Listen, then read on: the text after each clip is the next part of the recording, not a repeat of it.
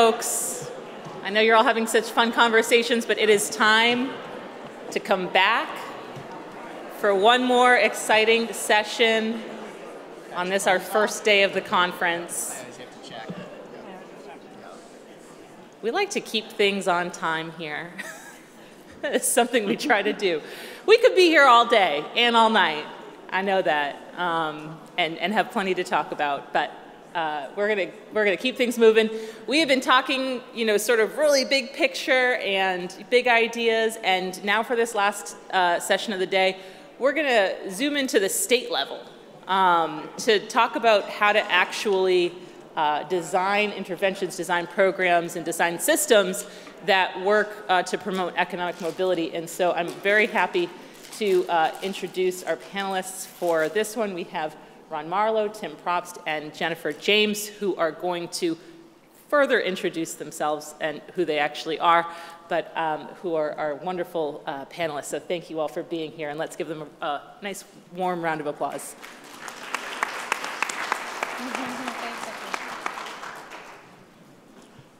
Good afternoon. Oh, it's been a long day. So I believe very strongly in call and response. And actually, the better your response, trust me, Jennifer and Tim will feel it and will embed in their presentation. So, good afternoon. I love that.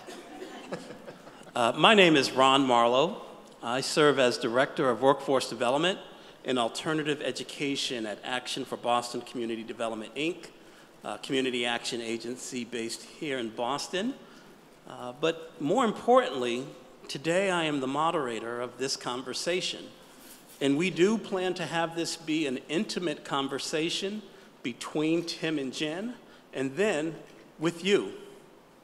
My goal will be to make sure that we get to the important questions, but that we leave plenty of time for Q&A, even if that means leaving a question on the table. I should share with you that when I talked to Nikki about this, I was so excited that she and the leadership team at Empath embraced this notion. You see, I was born here in Boston a long time ago.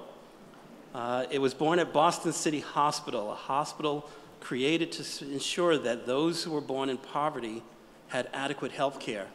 My mother took me home to Orchard Park Public Housing. You all know the history of public housing and its role in providing safe, decent, affordable housing for low-income people. I'm a Head Start alum, very proud Head Start alum, in that, I believe it truly did not only give me a head start, but gave me a great start. I could go on, but this isn't about me.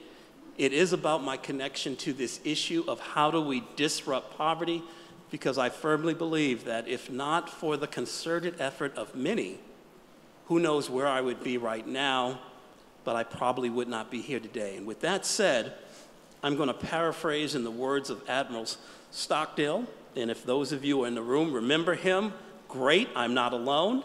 And for any of you in the room who have no idea who the heck that is, God bless you. Jen, Tim, who are you? And why are you here? What do you hope to contribute to this conversation, especially as it relates to workforce development and disrupting poverty? But this isn't about what you'll just give. What is it that you hope to take away from this engagement that will inform your work as you move forward? Jen, why don't you go first? Oh, see, I was going to defer to Tim, being the Massachusetts person and being a good hostess, but you told me to go first, so I will do that. Good afternoon, everyone. My name is Jennifer James, and I'm the Undersecretary for Workforce Development in Massachusetts. How many folks here are not from Massachusetts? Wow. Alrighty then. So then I am useless to you. No, I am part of the state government system that looks at unemployment and reemployment, and in the 22 years I've been doing this, for 4 different governors and 9 different secretaries, having no connection to a political party, really just believing in workforce development, My true belief after all of this is you have to do this work connected to human services or you're really not changing the game. And so my commitment to this work, mostly because I grew up in Schenectady with a single mom who had a college degree with a crazy alcoholic father, and we had no money, and that was everything about how I looked at the world. And that became my frame of reference for where government could be an actor and could be a support. So I love systems, I love collaboration, and I love putting workforce at the center of some of these conversations. So that's what I've done through the work of labor workforce development, and we'll talk a little bit more on how that has come to pass around some work we did pre-COVID and post-COVID, but I'll let Tim introduce himself. Thanks, Jen and Ron and everyone. I'm going to work backward through time from who I am to why I'm doing this work and why it's important to me. Thank you for letting me be at this conference. I'm from Washington State, and I'm co-chair of Governor Jay Inslee's Poverty Reduction Workgroup. If you've heard of Governor Jay Inslee, you might have heard of him during the presidential run when he ran entirely on the need to address climate change. And that is clearly Governor Inslee's North Star. What's lesser known is that right after that is economic inclusion and economic justice. And that includes everything from housing, workforce development, human services, education, the whole combination of impacts that we can have together as a large system. I find that very compelling to work on. The structure of the Poverty Reduction Work Group is really exciting too, because we have a 22-person steering committee that is all and only people directly experiencing poverty. And so they are our experts, they are our steering committee, we listen to them, and then we have a large number of agencies, stakeholders, and local service providers all on that same group. So you can imagine that that's a very different conversation than if one agency sits down and talks, or if two agencies sit down and talk. It was a game-changing approach. That led to some very clear input that your systems, maybe they're well-intended, but they really don't work together well for me. And I know you're all good people, but these programs are really undignified and irrational, and many of their requirements work against one another. And these are all stories that we've all heard, but that enabled us, having that steering committee enabled us to work much more deeply on that problem. Before that, I was a state legislator in Washington State. I was the vice chair for the Education Appropriations Committee. And I got to work in that role. There were some questions about sectoral work earlier with Microsoft and Boeing and Amazon and the state. And we created a state matching fund. And in Washington, we now have the largest private-public partnership to help people go to university and have scholarships. And that is, by and large, people of color, people with low income, and first generation folks for first time going to college.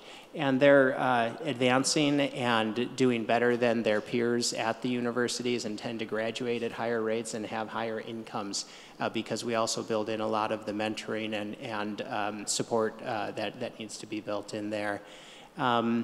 Before that, I worked at the local level. I was the CEO for the Association of all the local workforce development boards across Washington. So I got close at the local level, and before that I was working for the Illinois governor and working on a lot of poverty issues in Chicago and Illinois. And those were also exciting times. The reason, I grew up a white kid in a white suburb in Cleveland, middle class, all the privileges and all the downsides that go with that kind of an insular approach. And, I had the opportunity to study abroad, and in Europe I saw a world where there was no poverty compared to America. I was in Austria. I was like really in the middle of a European system that everything that I had taken for granted was just not true there. And we spent some time that really changed my life visiting places like Mauthausen and Auschwitz and places where you saw the power of government as a horrible, horrible power. And that was in my, formative years trying to figure out what I wanted to do. And that was the day I decided, no, it's going to be government. What goes wrong in government is so damaging, sometimes at a massive level, sometimes at a more individualized level. And what can go right can be so powerful.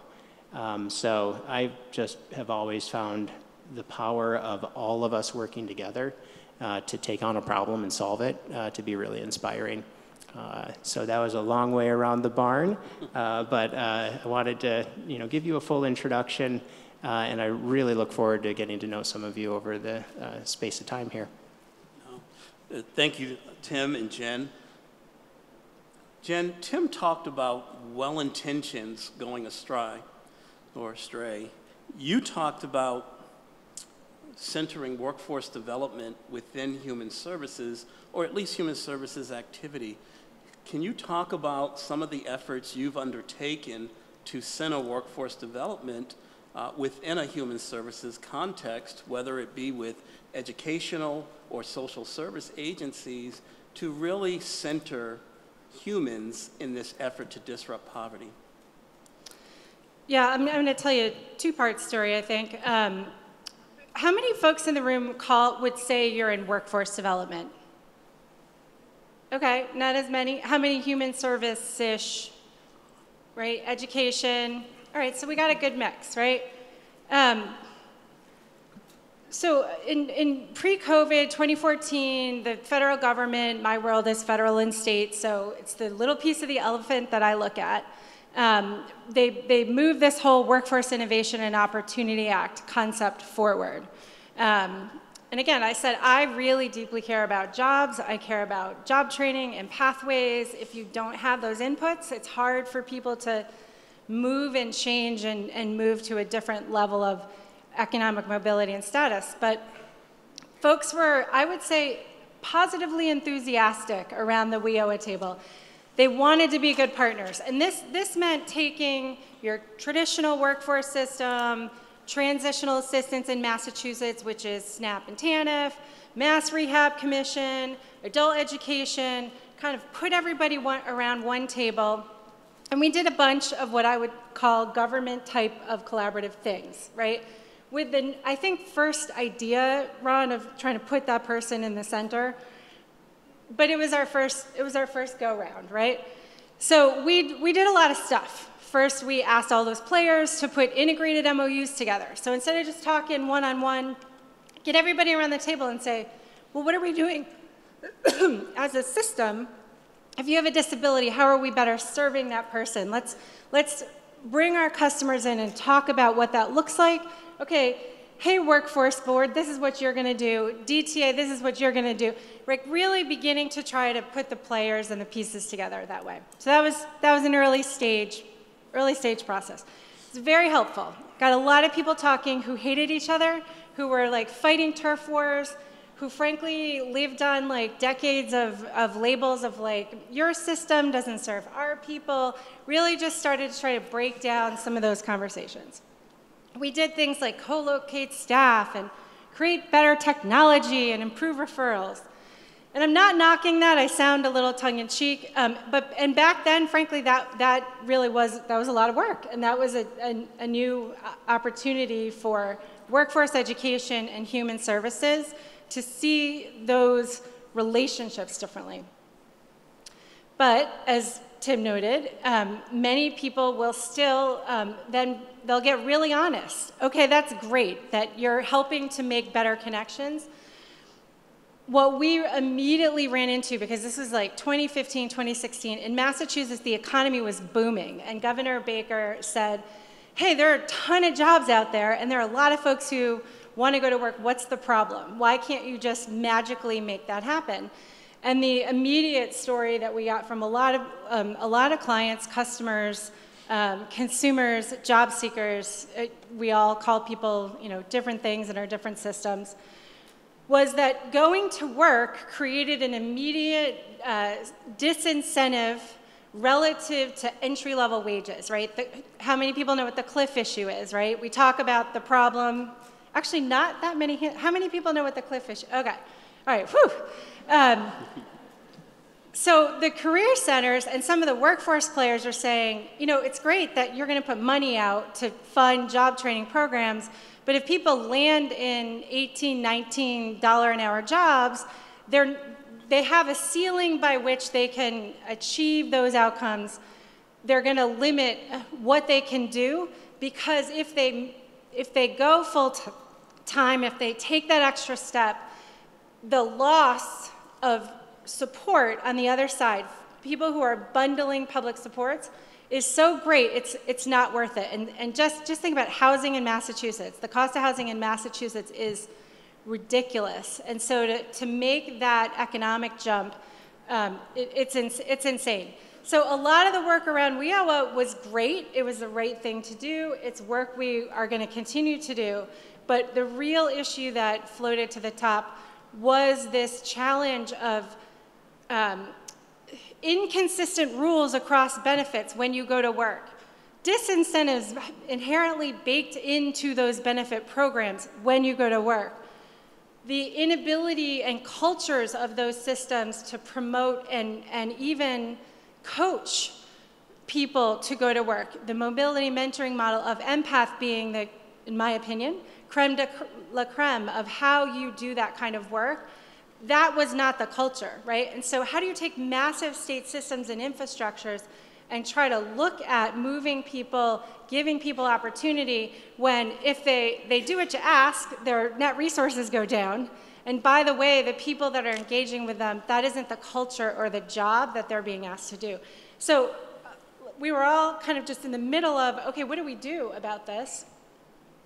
We launched a huge initiative with the governor's office across all of those alphabet soup, with human services smack in the middle, but with workforce development kind of co-chairing that effort, kind of really trying to keep the focus on mobility pathways and thinking about economic mobility.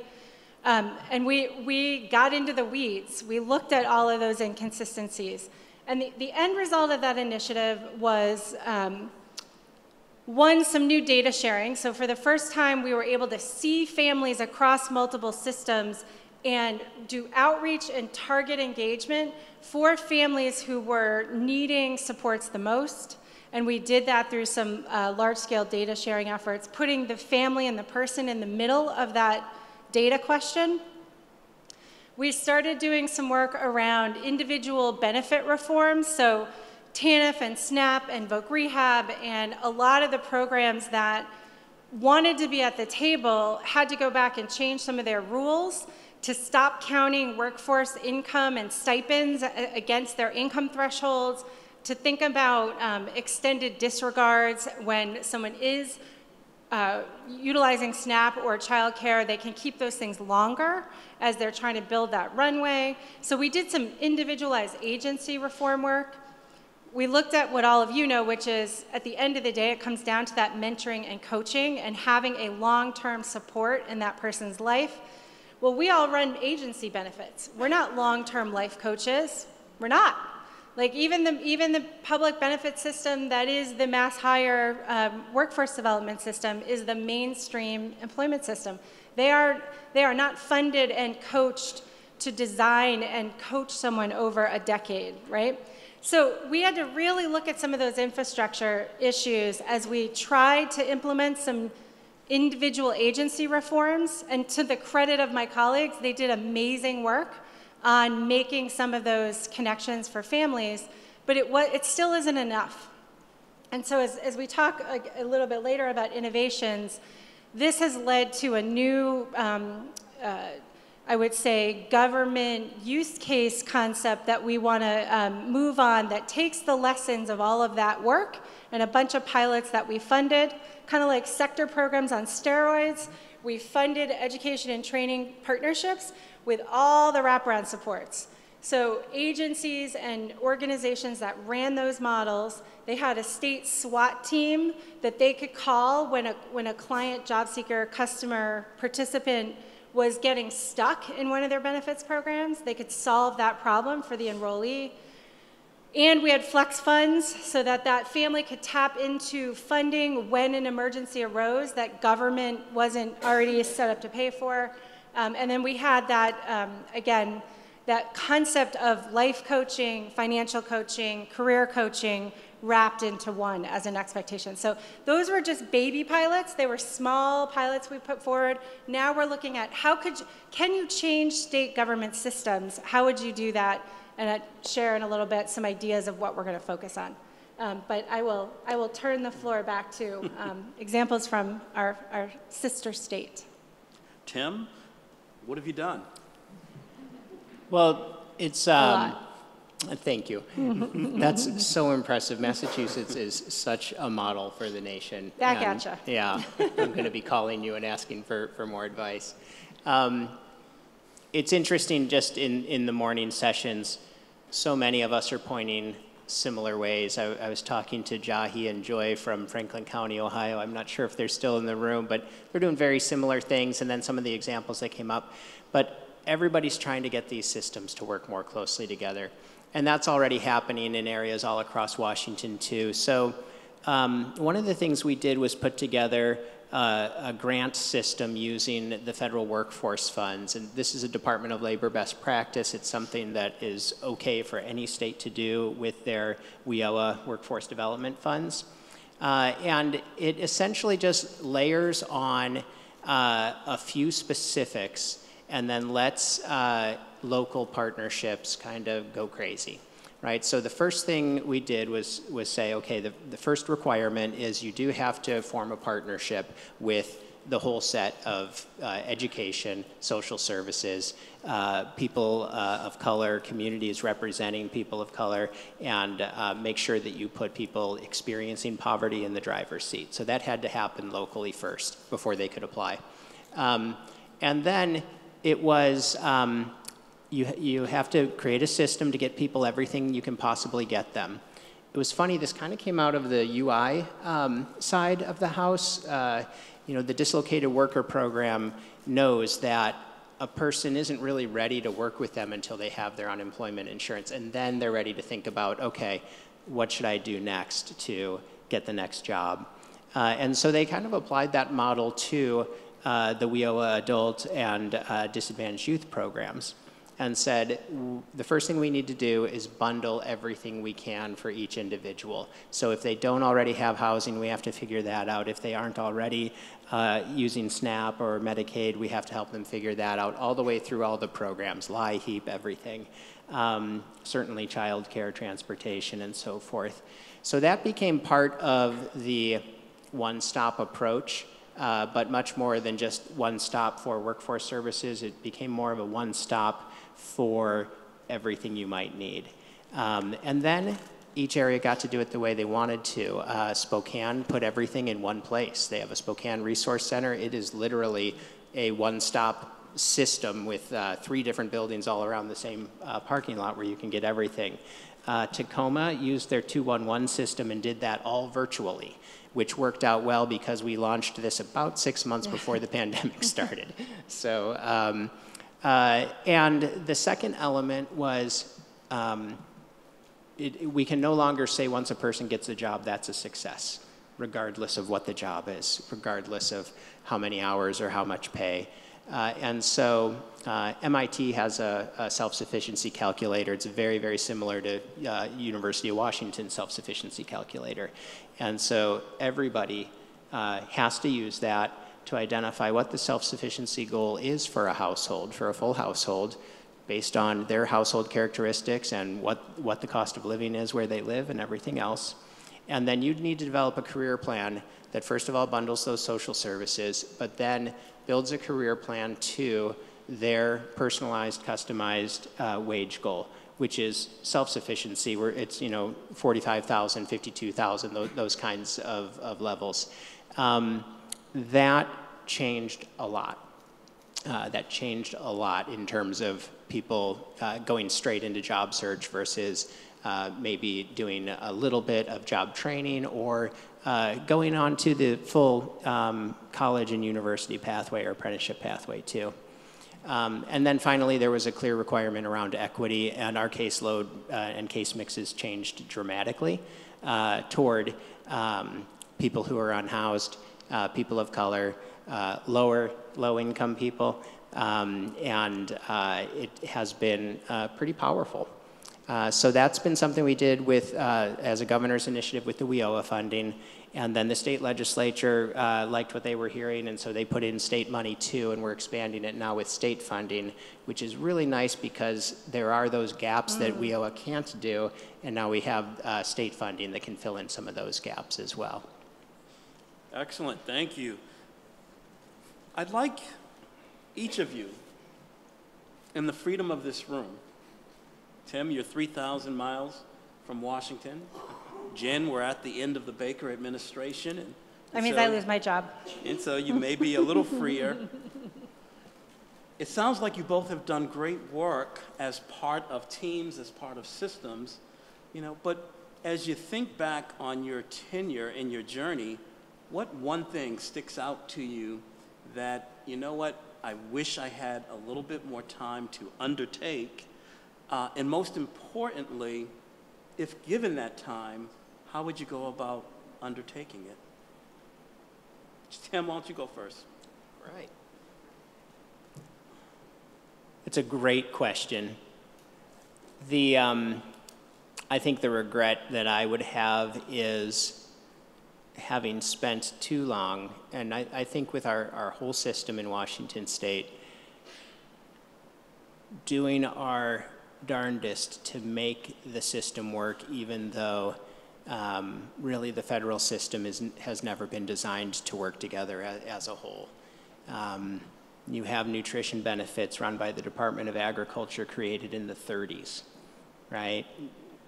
We have housing benefits created all across the 60s and 70s, and then various forms of TANF and AFDC before that, and all run by different agencies.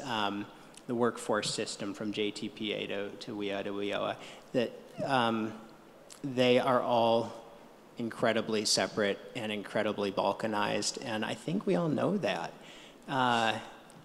And so I think my regret is we've only recently started just saying, you know, the root problem is that federal law needs to change, and we need a federal system that is about centering on the human and understanding that there's a human being who needs 6 or 7 of these, and what we make them go through is so undignified and re-traumatizing. And I would say my regret is having worked really hard to try to make it work anyway, when we all along should have been also saying we have to address the root causes, and we need a better system at the federal level. No, thank you, Tim. Jen?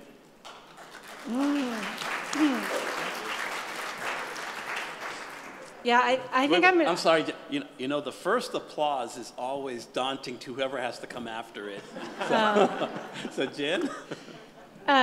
Yeah, if I had a magic wand, I would wipe everything out that you just said about those systems that were put in. My big aha after 22 years was those are incredibly important programs to today because they are so supportive for so many people, but they were not designed to promote economic mobility. They were designed as emergency-based systems, right? We're trying to put pieces together of emergency-based systems. And it kind of like hit me one day, same as you, late in the game, albeit it took years of learning the weeds to really come to that, conclusion. Now, I don't have a magic wand. I don't even run for office, and wiping out or kind of really restarting at the federal level is a daunting thought. But that's what I would do. I would start over with, so what could you do instead of, right? If you're gonna not wipe out the entire UI system. Just not gonna happen, right? I would do a couple things. One, I would look at how to restructure those programs federally, but sometimes the states own some of the problem. We set a lot of regs, or we as a Commonwealth too, set a lot of regs about how to interpret the federal rules. But I would do a couple things. First, I would set up a system where you meet the person where they're at, and they have a handshake agreement with a coach. Doesn't matter to me where the coach lives. Maybe they live in a workforce shop, maybe they live in a CBO, community-based organization, maybe they live in their benefit administrating agent, whatever. But that person says, I want to meet a goal in the next 5 years of earning this amount, and I want to build a career plan. So that's what I want. And then at that moment, those benefits are applied to support that household, person or household. Because again, you can't really eliminate, most likely, I don't know, maybe odder things have happened, but you probably aren't going to completely redo all of the federal major programs. So if you have to live a little bit with it, why not start the support as a bundle? You're getting childcare, and if you need it, Mass Health, which is health insurance in Massachusetts, and whatever else. At that moment, you're working with your coach and you're on that pathway and you're working to be a CNA. And every time you make one of those moves, your benefits are held harmless. We use that phrase a lot in Massachusetts. What are the ways to hold harmless the individual for making choices to earn more money, right? And then could you get rid of those artificial clocks out there of cutting people off of benefits or cutting people off of benefits when they get $1 an hour raise or take a Christmas bonus? I've had employers call me and say, is it really true that so-and-so can't take the bonus I'm offering because they'll lose their housing? And I have to say, that's really true, right? So if those things are put on the table while that individual is in that handshake agreement working with that coach, going for that bigger picture wage, that those programs are kind of reinvented in a way that the artificial time clocks and the artificial cutoffs and all the cuckoo-cuckoo eligibility, re-eligibility, redetermination stuff is not applied, right? So that would be my magic wand. But I would only do that if it was integrated with workforce development, education, training, apprenticeship, pick your flavor, because the labor market is a mean place. It's a messy place, and it pays on who you know and what you know, right? And so you have to continue to build skill, knowledge, and networks to move in the labor force. So that was our aha in Massachusetts. It's not about one single solution. It's about a lot of stuff coming together at the right moment, in the right place for that person, and not getting in the way of economic mobility. Doing it with workforce at the core, and I go to a lot of conversations where workforce people are not in the room, workforce partners are not in the room, so kudos to Empath for the agenda today. And really thinking about using government infrastructure to support those concepts. So that would be my magic wand, that would be my innovation, and I feel like I'm 3 months short of pulling that off in Massachusetts, unless the next governor wants to work on this. But that would be my swan song. Excellent. Thank you, Jen. Yeah. Applause moments are always welcomed. So both of you, talked about systems work. You talked about it in the context of state government, federal government, Empath, community-based organization that's looking to change the pathway and how we do economic mobility, not only for itself, but for its partners. And the other community-based organizations are in the room here that have ideas, have their own aha moments. What advice do you impart to those in the room as to the role they can play in a meaningful way to advance some of the things you talked about? So I think first, you all need to give us advice because you're doing the real work with the real people every day. When I get out and see all of that, it's an awesome day for me. So the advice has to come from your direction. I would invite you to join me in standing up for yourself too and just saying, every time you're working on it, remind people, remind leaders that we need to fix the whole system. We really are putting together a jigsaw puzzle that doesn't actually turn into a picture at the end of it. The other basic thought, and I'm just building on what you just said, Jen, you know, a career plan, that mentoring and trauma-informed care approach, and all of the full wraparound with all the benefits we can get you, and then flexible funding to fill in those holes with supportive services or incentive payments or stipends. I personally believe that model works. I've seen it work. It might not be the only model that works, but starting from a place of, okay, what is your career goal? And we will get you there. We're not leaving you part way. We're not leaving you when you get that first job at a convenience store. But the trauma-informed care training, I'm sure you've all already focused in on that, but that's such a massive barrier. Having that truly caring mentor who's the same person for years for a person makes a big difference, and then the ability to bundle everything that the person needs. Because imagine if that was our system. Think of one of the people you work with. They come into you and say, I need help. And that might be all they know. And you say, let me help you figure out what your situation should be aiming for in 2 or 3 years and how to get there. And by the way, what's your housing situation? Do you have kids? Do you need childcare if you're going to be going to school part-time? And if you were able to give them that full service and know that behind it, you're not going to have to turn around and tell them, well, actually, I couldn't get you that one, right? I think that would be really powerful vision for us all to work for. No, thank you, Tim. Jen, what advice do you have?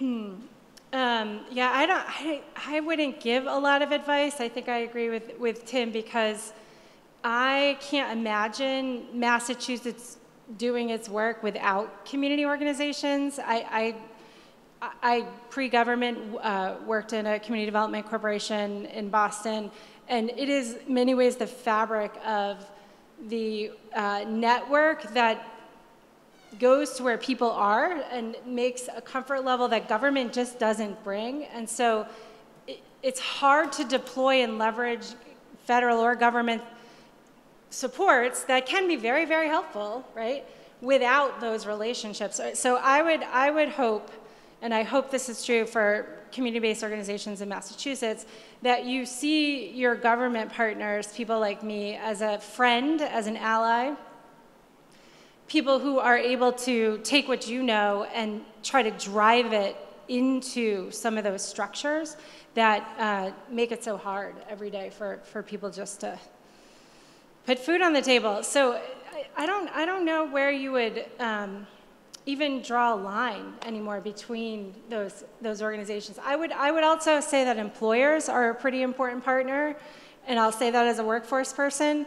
If we're not able to engage with companies, both the CBO, both the community-based world and the kind of government-funded programming stuff that Tim and I have talked about, if they're not there to also bring good jobs to the table at better wages, kind of cliff-jumping jobs is what we talk a lot about here, I also think you're kind of missing part of the equation. But I would hope that community-based organizations could stand up and say, we've got to change, we've got to be together part of the solution.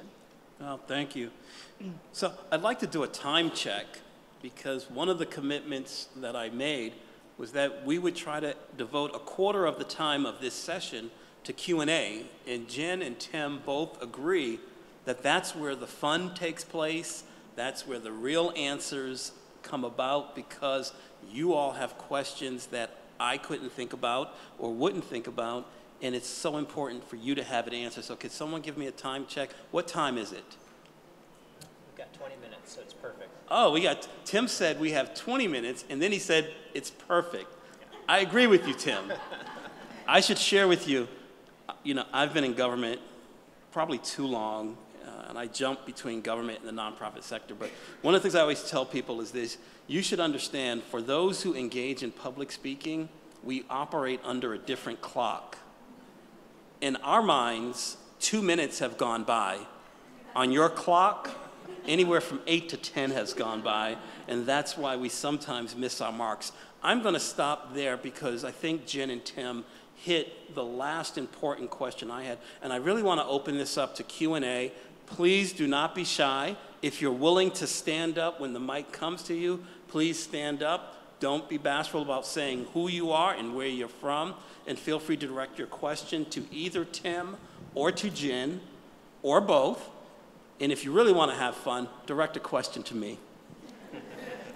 Let's go to Q&A.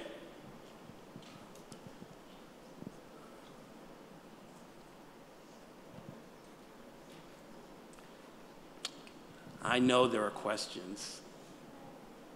All right. Thanks, Caroline.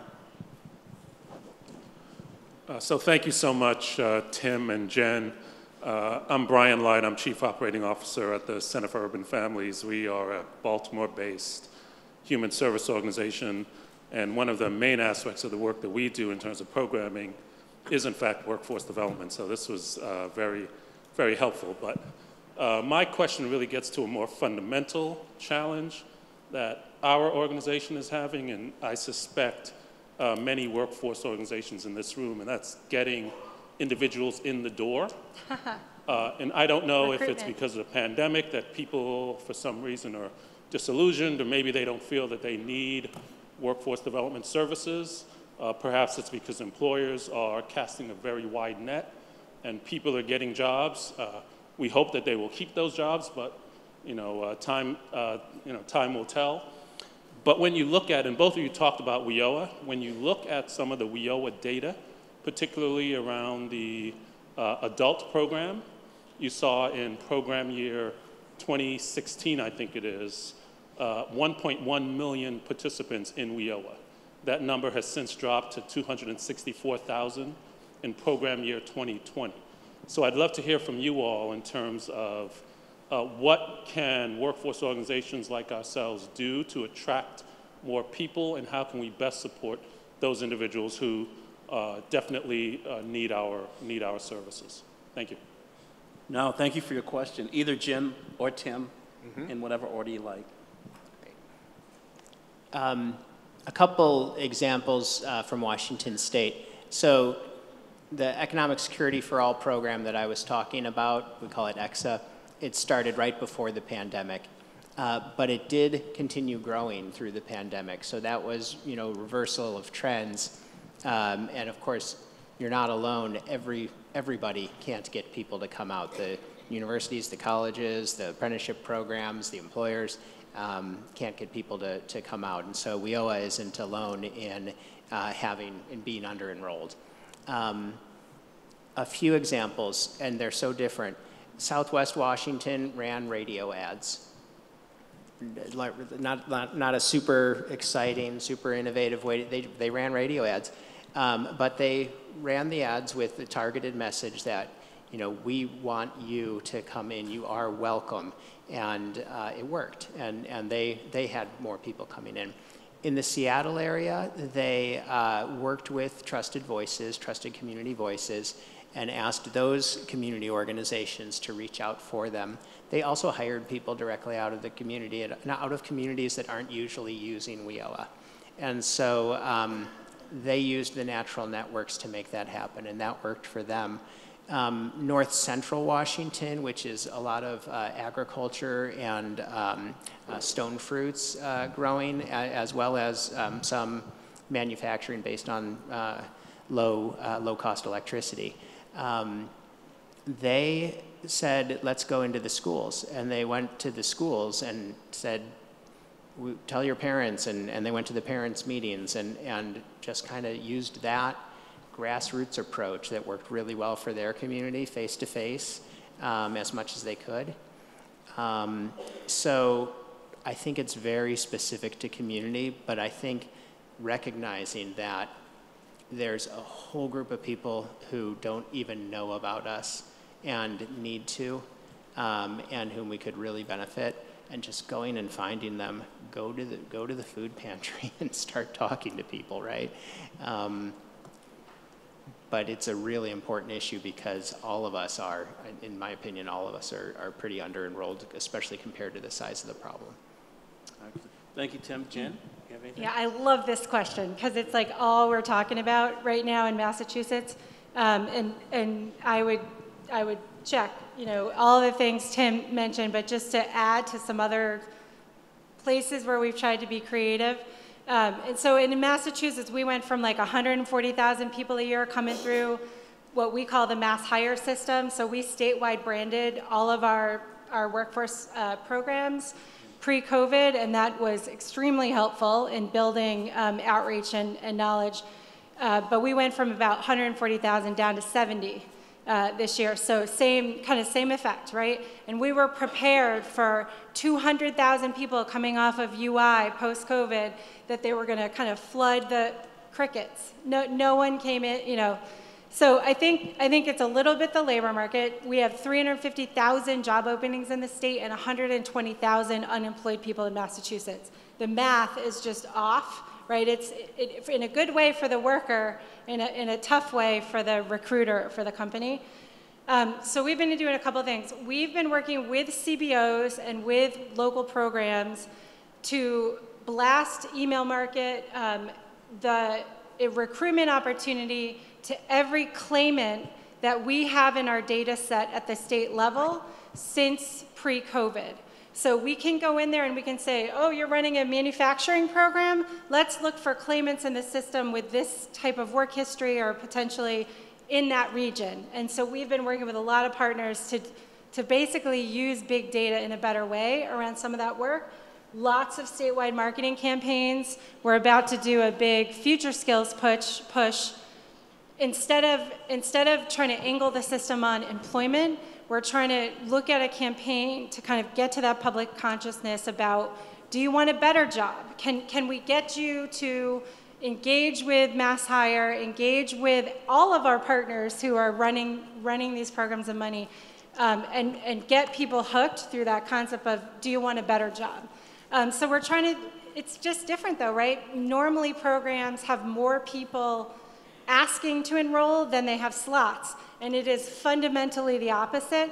And so a lot of the leadership are sitting around saying, wait, I don't know, what do we do? We're not used to having to really push marketing and recruitment, and getting out there, being in communities, being in person. We're actually getting better job seeker turnout at in-person events now than virtual. And again, that was obviously not true a year ago. So just more to layer on, but I think it's a national issue. I think it's something that everybody wants to talk about.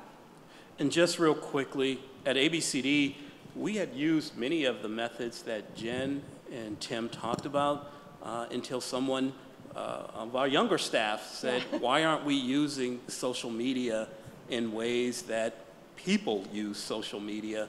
And we saw a tremendous exponential interest in one of the job training programs we ran just through using social media, because that's where we're actually finding more people than those more traditional means. Is there another question for Tim or Jen? I see a hand over here. Raise it up for me. There we go, Caroline. Hi, thank you so much for all you shared. We come from the great state of South Carolina, and just to be intimate and transparent, it's a very hard place to live and work about the things that we are seeking to accomplish in a state that, in my opinion, in many ways, its policies are working against the people that we're representing. And so since you all work with state or city lenses, I just wondered, at least from your interactions, your best practices, if you could offer anything to those of us who don't have as much of the space to think and act in the ways that you've been describing. And I don't mean to make such a blanket statement, but really just speaking directly to some of those realities. I'll go first. Yeah, I don't have a great answer for you because I have the luxury of living in Massachusetts, but even there, you know, people have differing opinions. It's all good. I've found that by anchoring the conversation of mobility connected to work, you often have the wider audience of individuals interested in the anchor around work. That said, the way you solve for the problem, people have different practical applications, like eliminate a benefit program versus my answer, which is make it longer and make it attached to an economic mobility goal, right? But lots of folks can at least come to the table to talk a bit about what are we doing as partners, as systems, as players around, you know, creating work pathways, things like that. So that's actually why I do think it's important to have your workforce partners in the conversation with you. If your organization is one that is more on the support human service side. And workforce folks need those players too, because that's not our area of expertise necessary, right? So that isn't a great answer, but that's something of an answer, and that's my experience just in the last couple of years trying to move on this benefit reform conversation in Massachusetts. Tim? Well, like Jen, I worked for Republican and Democratic governors. And for full disclosure, when I ran as a Democrat, and that's how I served. But I think that it's very, very possible to bring both sides together. And exactly like you said, the workforce development side, the job side of it, really is the bridge that makes that possible.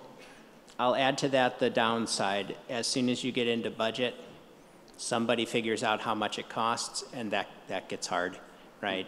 So we need to be true about that.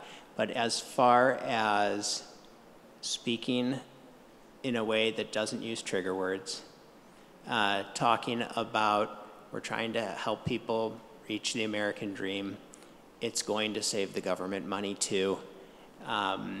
It is the right thing to do.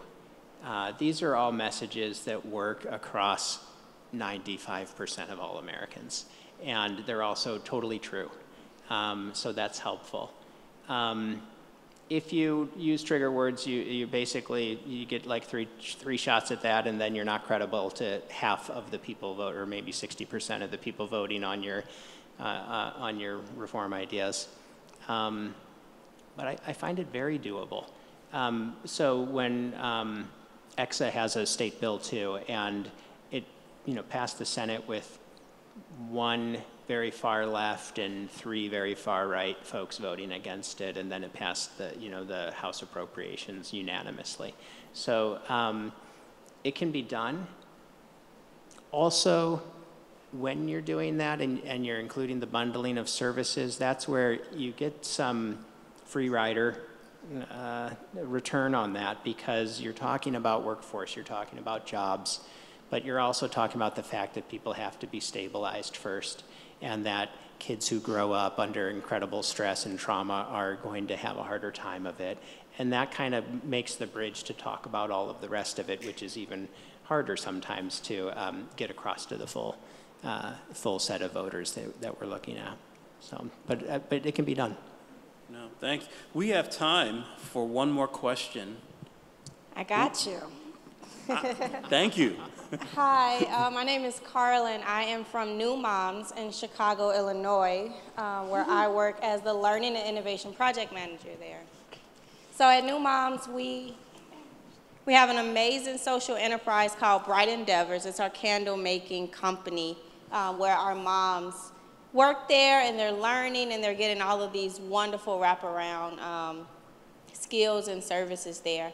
We found a lot of success in getting moms into our program, but I think the question that I'm curious about is, how do we really educate the employers and the partners that we work with and get them to eliminate whatever biases they may have around hiring youth and young adults who are coming from workforce development programs. I think that that's a gap that we often experience. And Jennifer, I loved when you talked about needing more cliff jumping jobs. I think that's amazing, and that was a good connection to the session we had on yesterday about benefit cliffs. But I'm interested from that perspective. Thank you for that question. Who wants to go first? I'll go first. So I think this is a moment that we can't waste. I mentioned before we have 350,000 job openings in Massachusetts and 120,000 unemployed people. Employers, I have like everything from the US Postal Service calling our office saying, please help me find workers, all the way through to like the biggest construction company in the state. My point is, if you're ever gonna get employers to sit and really think about looking at hiring qualifications differently, now is the time. We actually did this road show in the spring targeting employers, so not job seekers, talking about how they need to relook at their job descriptions, they need to rethink their hiring requirements, because like you could sit here and listen to me say that, but you're just not gonna get people in the door. People can walk, they can take your minimum wage job and work 18 hours a week, 7 days a week on a shift, or they can go to Old Navy and make 22 an hour. Like, it's a worker's market. And so there's a little more of an audience now. I'm not saying it's perfect. And I think the other thing is, can you get your partners around the table to offer ways to demonstrate competencies and skills of the clients, persons, participants, people coming through those programs? This happens in the apprenticeship conversation all the time. Someone joins an organization or a company through apprenticeship, but they're sitting next to someone with an MIT degree for 4 years because they came in through an IT apprenticeship pathway. The employer has to think about how to really integrate people with different skills and who got those skills in different ways. I think employers are a little more willing to have that conversation, but it is a concerted effort to get them in a room, in a forum, and become good partners to some of these programs. So like Tim, we won't put money out on the street, not only if you have the right education, human service kind of support players at the table, but you have to have employers in the grants that come through our mostly state money. It's not WIOA money. That is really trying to get that employer to be your advocate and to really put their jobs out in front in the marketing of that program. So I know I just said a lot, none of which would happen like tomorrow, but I think you have the right time on your side, and it's worth putting the effort into some of those employer convenings. Right on to all of that, and I would also add the approach you take locally as far as targeting. There are some employers who, even though how hungry they aren't ready to say, well, I'm ready to change something in order to solve this problem of mine. But there are many. Our Chamber of Commerce director was just, They're doing like group therapy. Yes. They're like getting employers in the room saying, oh, it's not your fault that you can't hire people, but you got to do things a little differently now. This is a different world. And because they're literally coming to these events like, what's wrong with me? Why can't I attract workers? Exactly. So most of them are ready. So when you run into the ones that aren't ready, just move on to someone else. Yeah. Those who are ready, you might want to give them a little menu. Like we could do a full-on, like let's hire 10, 20 people, or we could get you mentoring a few youth, anything in between, to help them feel comfortable and get into it. And the last bit is business-to-business communication. If you've got a few businesses who have had a great experience and will become a champion to talk to the other businesses and say, you really need to do this, they helped me find 10 great people, that'd be a good approach too. So, we have just about exhausted our time, but I would like to give one additional response to your question. Jen has been an incredible Undersecretary of Workforce Development, and I'd like to say, she's run it for 20 years, with the exception of about 16 months in which, I got to come in and serve as Undersecretary and stayed with Jen, and we tried to do some things. And one of the things we talked about, which we haven't made as much progress on as I would hoped we would have made, is how do we see the public workforce system and the community-based workforce system not in competition with each other, but actually complementing and supplementing each other? And how does that relate to your question? Wouldn't it be great if you had a partnership with your local one-stop career center or American Job Center, whatever it's called in Chicago, such that for every 10 clients you served, you may be able to get 7 into a job because you have those employer relationships? Wouldn't it be great if you could refer the 3 clients who you've trained, who are job ready, willing to go to work, able to go to work, you could refer them to your local career center, and actually because they do a job filling functionality, they were able to get the final 3 over the hump. That's a 10 for 10, makes you look good, makes the local job center look good, and for the life of me, I still don't understand why we haven't been able to make as much progress on that front, but in true transparency and disclosure, ABCD operates the Metro North Career Centers here in Massachusetts, and for any client that we bring into an ABCD job training program, we actually have them actually co-enroll in the Career Center to facilitate that process. And so it's just an idea. It doesn't take the place of what Jen and Tim said. It complements it. You all have been wonderful. I wish we could have got to more questions. I had Tim break out his phone because, yeah, I am one of those people. I see what I want to see. I hear what I want to hear. And I'd keep us going until somebody dragged me off the stage. But you guys have been great. Give yourself a hand of applause as well as for Jen and Tim. Ron, thank you so much for your moderating. That was wonderful. And Tim and Jennifer, thank you for your insight, for your candor, and for your openness to talk about these things today. Appreciate it so much. So that is our day 1, folks. You've made it through day 1. We will be returning tomorrow at 8:30 for breakfast. That's your chance to network with folks, get to know each other, talk about today, talk about new ideas, et cetera, et cetera. And then we'll start our program at 9:30 tomorrow morning in this room for a plenary session. Tomorrow we will actually have breakouts. There's another room downstairs that we'll be going into. We'll tell you more about that tomorrow when it comes. A couple of quick things.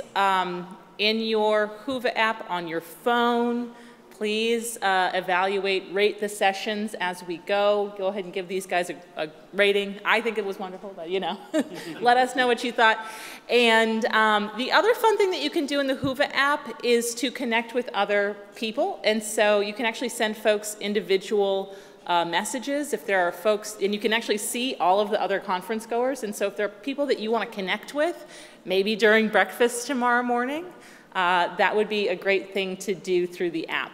And then finally, speaking of connecting over meals, we have our lunch and learns over there. There are some amazing topics over there already. Everything from talking about motivational interviewing to the stigma of poverty and our programs to even RCTs, randomized control trials. So there's something for everyone over there. If you don't see a topic that you're interested in, please start a new one. And if you want to just add your name to the paper so that we know who's going to be in which session for the lunch and learns, which will just be different tables during lunch for folks to chat at. You've all been wonderful. Thank you all. I'm sorry that we haven't been able to get to everybody's questions, but so it goes. We'd be here until midnight to do that, I think. And we will see you again in the morning. Thank you.